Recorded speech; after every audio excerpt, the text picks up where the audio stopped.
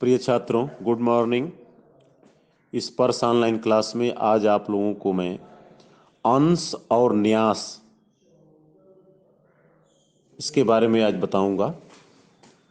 अंश और न्यास आधुनिक काल के समान मध्यकाल में गायकों को स्वतंत्रता नहीं थी। उन्हें राग के एक निश्चित स्वर से अपना गायन प्रारंभ करना पड़ता और निश्चित स्वर पर समाप्त करना पड़ता था।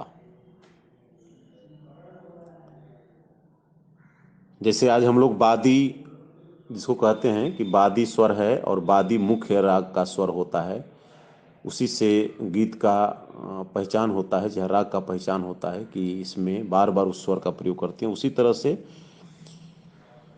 मध्यकाल में जो है कि किसी ऐसे स्वर से शुरू करना पड़ता था और समापन भी किसी निश्चित स्वर से ही करना पड़ता था। उसी को दे रहा है कि आधुनिक काल के समान मध्यकाल में गायकों को स्वतंत्रता नहीं थी।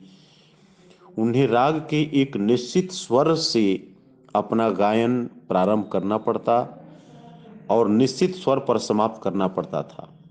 निश्चित प्रारंभिक स्वर को ग्रह स्वर और अंतिम स्वर को न्यास स्वर कहते थे। प्रत्येक राग का प्रारंभिक और अंतिम स्वर निश्चित होता था और दूसरे किसी सम प्रकृति यानी मिलता जुलता राग से भिन्न होता था। ग्रह और न्यास के अतिरिक्त राग में सबसे अधिक प्रयोग किए जाने वाले स्वर को अंश स्वर कहते थे। आधुनिक समय में न्यास शब्द का प्रयोग प्राचीन अर्थ में नहीं होता है। गाते बजाते समय किसी स्वर पर इच्छा अनुसार रुकने को आधुनिक समय में न्यास करना कहते हैं। उदाहरण के लिए भीमपलासी राग गाते समय सा, म और प पर न्यास करते हैं। अंश स्वर को आजकल वादी स्वर कहा जाता है। पहले जो है जिस स्वर से शुरू करते थे उसको अंश स्वर कहते थे, आज हम उसी स्वर को वादी स्वर कहते हैं।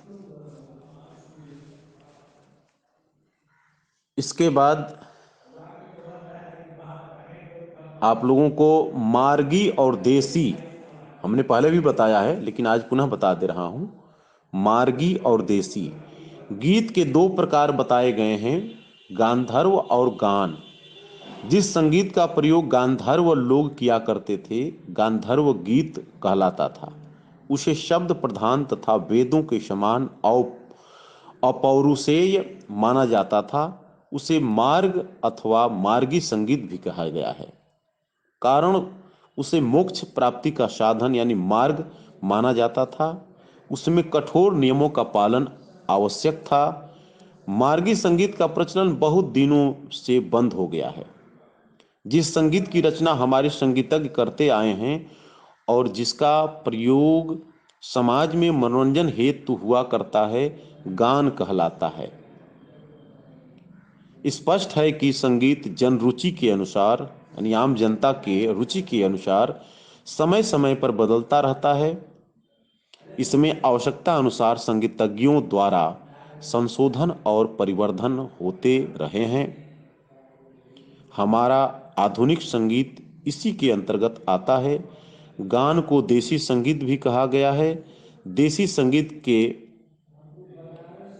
मुख्य दो भेद हैं, निबद्ध गान और अनिबद्ध गान। तो इसके बारे में फिर आपको मैं अगले दिन बताऊंगा। तब तक आप इसका अध्ययन करें। धन्यवाद।